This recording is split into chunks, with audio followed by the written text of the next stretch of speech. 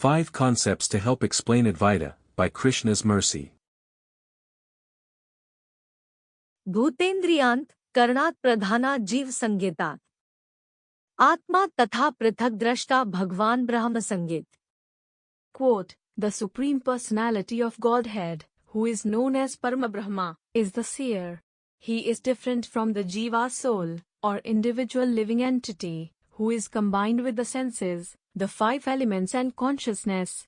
Shrimad Bhagavatam, 3:28-41. 1. An office, people, desks, chairs, lights, coffee machine. You want me to describe an office? I'm not sure what to say. I guess I can start with what you typically find within an office. There are desks, sometimes attached, in what are known as spines, or sometimes separated.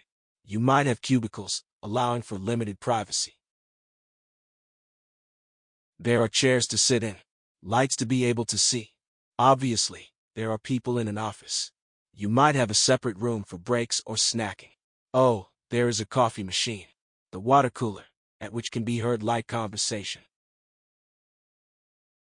2. Tennis, rackets, balls, nets, players, lines, tiebreaks.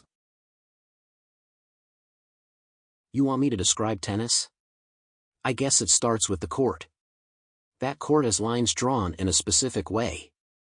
Usually, there is extra space for what is known as the doubles alley, but that is not a strict requirement. There are tennis balls, rackets, a net, players, 2 or 4. There is the scoring system. To keep the length of matches from getting out of hand, there is the more modern adoption of the tiebreak. There are super tiebreaks now in the big matches, to determine the winner of the final set. 3. Politics, campaigns, promises, vote counting, ballot stuffing. Politics has campaigns and candidates. There are promises made to the voters, who will go to the ballot box to determine the winners of the elections. There are debates and campaign commercials. There is fundraising to pay for everything. Though this has gone on since the beginning of the implementation of Vox Populi, it is more prominent now due to mass voting by mail. I am talking about ballot stuffing. They say the elections are determined by votes, but it's more important who is counting those votes. 4. Economics, GDP, imports, exports, tax rates, employment rates. If I were to describe economics, I would start with imports and exports. That is how you study how well a specific area is doing in terms of production. There are various ways to quantify production, such as the gross domestic product. There are employment rates, growth rates of the GDP, the rates of interest when borrowing money, and a general participation rate of the labor force. These are known as economic indicators. The experts consider this to be a science, but it is really more of an art that is constantly being revised. 5. Life, birth, death, and everything in between. If we were to attempt to explain the varieties to the life experience, what it entails and so forth, our list would be expansive. We could begin with birth. There is the period within the womb of the mother. There are the visits to the doctor to see how the fetus is progressing, from the heartbeat to the emergence of different body parts. Then there is the birth process itself. Entering the world. Taking food from the mother. Growth in the early years. Turning over. Crawling. Sitting up. Standing up. Walking. Talking. Going to school. Graduating and entering the real world, to work, in the formal sense. Getting married. Having children. Saving for retirement. Finally leaving the workforce. Traveling to different places. Settling down. Suffering through old age and then eventually leaving the world. Not every experience is guaranteed to occur, and there are many subtleties and nuances in between, but this is one way to view the life experience.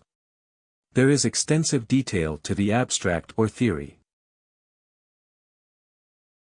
This review is one way to understand Brahman. Brahman is like the complete everything. If we were to create an abstract out of the variety, accounting for infinite time and space, we have Brahman. Further refining the definition, we have the individual sparks of life. These are also Brahman. The highest objective in the human birth is to become Brahman realized. This is the real goal of intelligence. Not to find ways to be more comfortable within a temporary period of life. Not to enjoy the senses in a particular way. Not to only avoid the common distresses. There is a kind of non-difference between the detail and the abstract. For instance, if I am having difficulties in marriage, someone might say, well, that is life. What did you expect? Marriage is indeed part of life, but it is also not life in total. In the same way, we are individuals within the Brahman collective, but we are not the Brahman collective. There is a kind of non-duality, known as Advaita, but there is also a difference.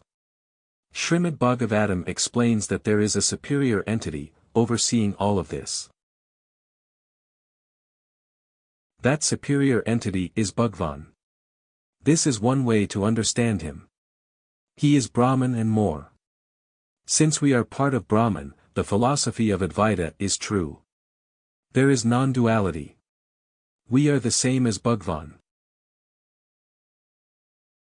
At the same time, we are different. We are not Bhagavan himself. Hence there is also Advaita, or duality. A person may question the necessity for such an understanding.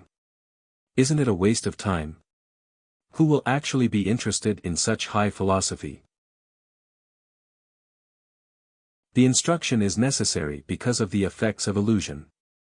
Due to Maya, I might one day consider myself to be the entire Brahman. I might theorize that there is no overseer, that every component to the whole will eventually become the whole, through realization. This is not the case. The truth is understood both logically and through support of authority like Bhagavad-gita and the sacred words of Bhagavan. In closing, truth perpetually sitting. Not ever from him quitting. That sum and substance is he. From him everything to be. In one way as same taking. But simultaneously breaking. Understanding of Advaita to convey. Bhagavan the full on display.